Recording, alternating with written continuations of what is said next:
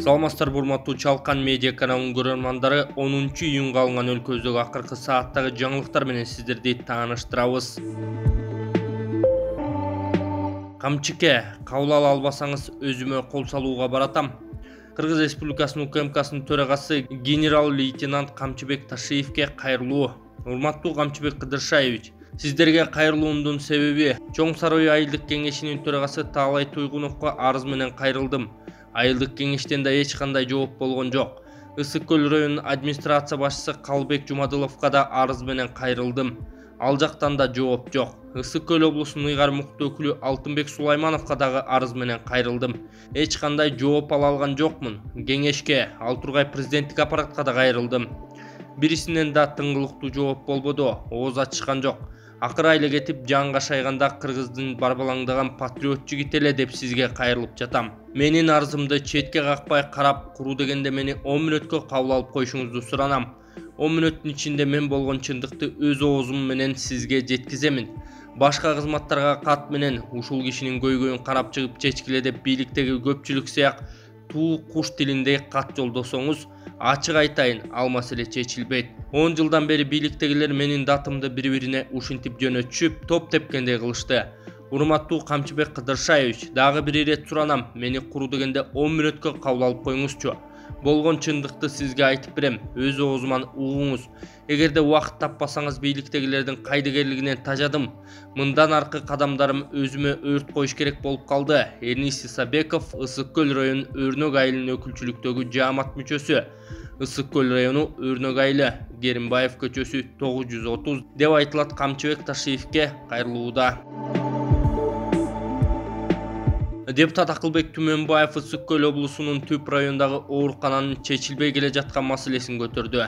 Номер 35 бир мандаттуу Ак Суу шайлоо округунан эл өкүлү болуп шайланган Жогорку Кеңештеги элдик топтун жетекчиси Акылбек Түмөнбаев парламенттин жалпы жыйынында президенттин Жогорку Кеңештеги өкүлү Алмазбек Абытовго кайрылып, Түп районунда 58 миңдей жашоочуну тейлеп келе жаткан райондук ооруканада рентгендик аппараттын жоктугун айтты.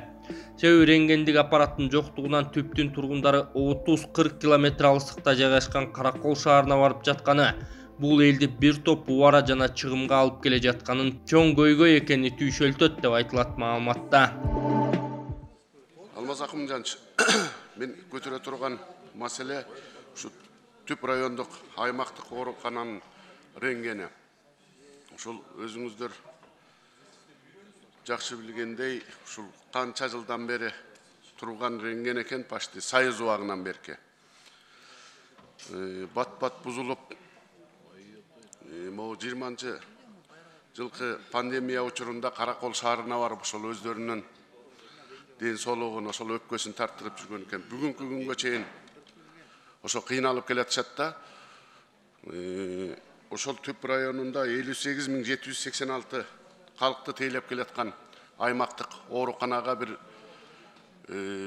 Министерство здравоохраненияга айтып бир жаңы рентгенден койдуртуп берсек, мына канча жылдан бери баягы ошол врачтарыбыздын, элдерибиздин көйгөйлөрү чечилбей ооруган кишилер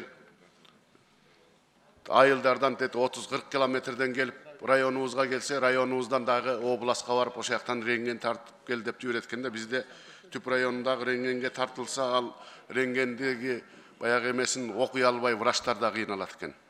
Ассаламу алейкум, урматтуу кыргызстандыктар. Биз Ислам каржы кооперативи элибизге жардам берүү максатында кооператив болуп түзүлдүк. Биздин кооператив 4 багытта иш алып барат. 4 багытыбыз тең бирдей шарт менен иштейт. Минималдуу төлөм 10%дан баштап 2 айдан 6 айга чейин күтүү мөөнөтү. Биринчи багытыбыз турак жай. Турак жайды сизге 25 жыл аралыгында максималдуу 150 миң долларга чейин алып берүүгө мүмкүнчүлүгүбүз бар. Экинчи багытыбыз автоунаа. Автоунаанын бардык түрлөрү, спецтехника, айыл чарба техникалары дагы. Төлөп бүтүү мөөнөтү 10 жыл, максималдуу 50 миң долларга чейин. Үчүнчү багытыбыз бизнес. Адал бизнестин бардык түрлөрү, айыл чарба, мал чарбасы.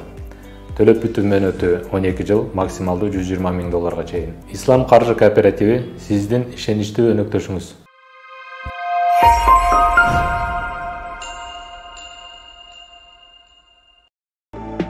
Аквапаркта каза болгон баланын окуясы. Ала Тоо аквапаркы 3 күндөн кийин үн катты. Ала Тоо аквапаркынын администрациясы 6-июнь күнү номер 95 мектептин окуучусу чөгүп каза болгон окуя тууралуу 3 күндөн кийин үн катты. Ала Тоо аквапаркынын администрациясы номер 95 мектептин окуучусунун сууга чөгүп каза болгонуна байланыштуу жакындарына терең кайгыруу менен көңүл айтат. Учурда аталган факт боюнча укук коргоо органдары тарабынан кылмыш иши козголгон. Видео байкоолордун бардык жазуулары өткөрүлүп берилген. Ошондой эле Бишкек мэриясы ИИМ тарабынан иликтөө иштери жүргүзүлүүдө. Биз иликтөөнүн жыйынтыгын күтпөй эле баласын жоготкон үй бүлөгө колдон келген жардамыбызды көрсөтүп жатабыз. Мындан арда уланта бермекчибиз.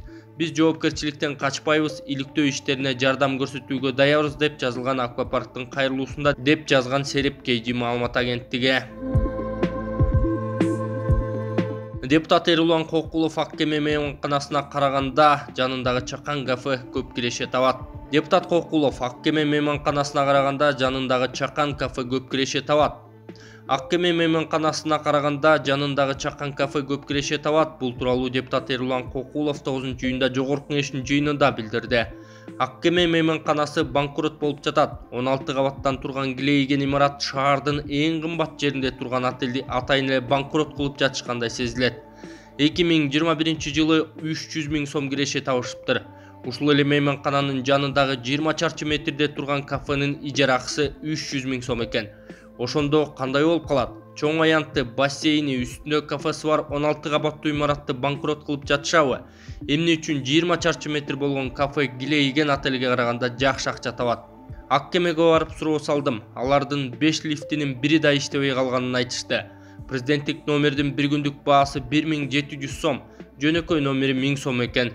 Башка ушундай баадагы мейманкана барбы? Комитетте ар тараптын дүйшөмбү күндөрү талкуулаганыбыз эле кредит.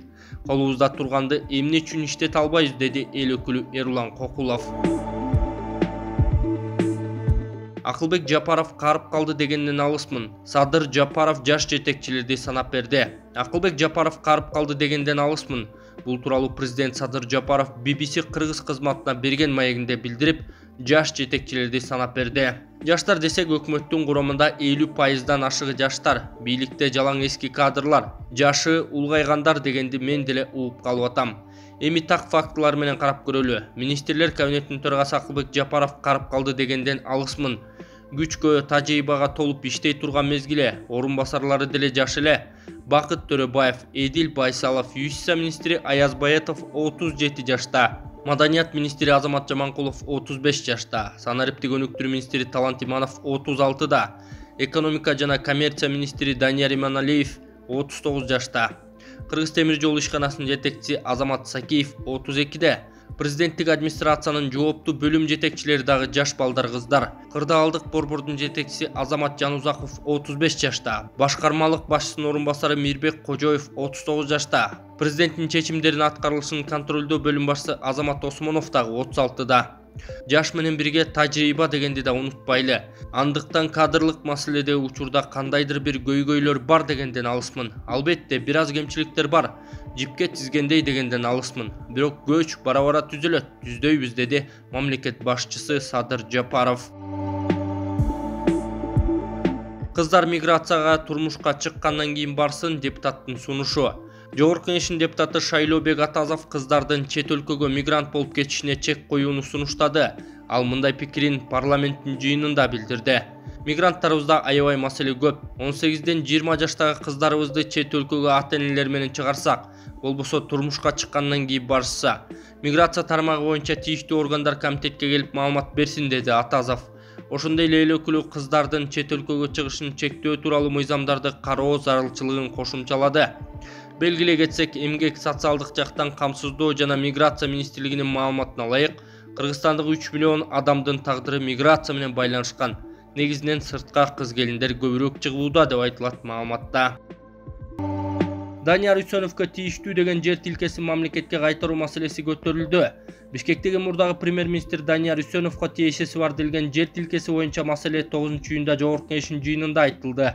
Депутат Дастан Бекешев шаардын түштүк дарбазасы жактагы Байтик Баатыр жана Масалиев көчөлөрүнүн кесилишиндеги Чүй Токой чарбасына тийиштүү 20 гектар жер мыйзам боюнча мамлекетке караштуу экенин, Аны 2000-жылдардын башында ижарага беришип, кийин 2005-жылы айыл өкмөтү курулуш компанияларынын бирине бекер өткөрүп берип койгонун айтты.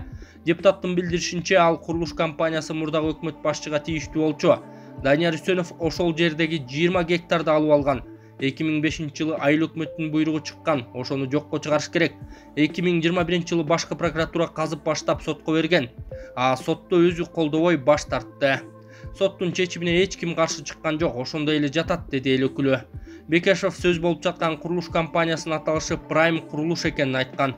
Мындай аталыштагы компания депутаттын айткандары боюнча комментарий бере элек.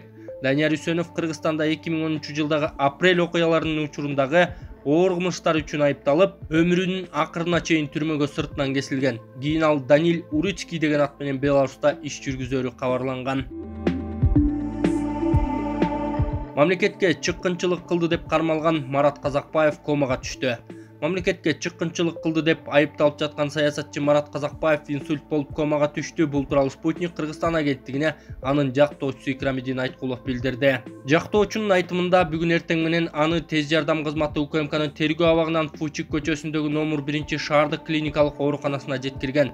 Дарыгерлер анын инсульт алганын, мээсине кан таап кеткенин айтышкан. Учурда ал жандандыруу бөлүмүндө, деген ал. Эске салсак, Казакбаевке мамлекетке чыккынчылык кылды деген айып тагылып, саясатчы былтыр кармалган. Аны менен кошо Кыргызстандагы казак диаспорасын жетектеп келген Марат Токтоучиков колго түшүрүлгөн. Марат Казакбаев буга чейин Кыргыз Россия Славян университетинин эл аралык мамилелер факультетинде сабак берген. Кыргыз Республикасынын Улуттук илимдер академиясынын экономика институтунун эл аралык көйгөйлөр бөлүмүндө илимий кызматкер, Полис Азия аналитикалык борборунда адис болгон. Садыр Жапаров дүйнөгө белгилүү скрипкачы Даниэль Лозакович менен жолугушту. Президент Садыр Жапаров бүгүн 9-июнда дүйнөгө белгилүү скрипкачы Даниэль Лозакович жана анын апасы Алена Лозаковичти кабыл алды. Жолугушуу скрипкачынын кыргыз-швед дипломатиялык мамилелердин түзүлгөндүгүнүн 30 жылдыгынын урматына 10-июнда Кыргыз улуттук филармониясында өтө турган концерттин алдында өттү.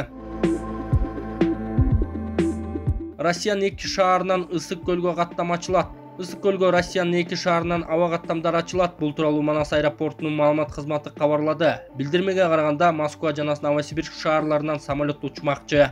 16-июндан тартып Аэрофлот авиакомпаниясы Москва Тамчы Москва багыты боюнча жумасына 2 жолу бейшемби-ишемби күндөрү каттамдарды аткарышы күтүлүүдө. 19-июндан тарта SJT Airlines авиакомпаниясы Новосибирск Тамчы Новосибирск багыты боюнча жумасына 1 жолу жекшемби күнү каттамдарды аткарууну пландаштырууда деп айтылат маалыматта.